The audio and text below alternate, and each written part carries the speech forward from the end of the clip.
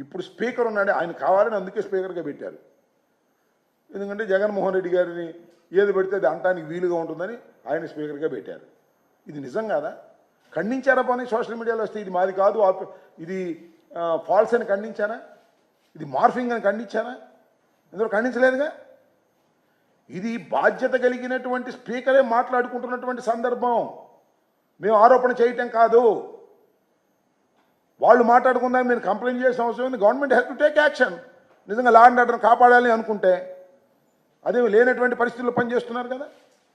ఇది దుర్మార్గమైనటువంటి కార్యక్రమాలు కావాలని ఇంటెన్షనల్గా ఈ ప్రభుత్వం, కూటమి ప్రభుత్వం చేస్తున్నది. దీన్ని ప్రజలు గమనించాలని, ఇప్పటికైనా ప్రభుత్వం హుందాగా వ్యవహరించే కార్యక్రమం చేయాలని మేము కోరుకుంటాం. ఇప్పుడు స్పీకర్ ఉన్నాడు, ఆయన కావాలని అందుకే స్పీకర్గా పెట్టారు. ఎందుకంటే జగన్మోహన్ రెడ్డి గారిని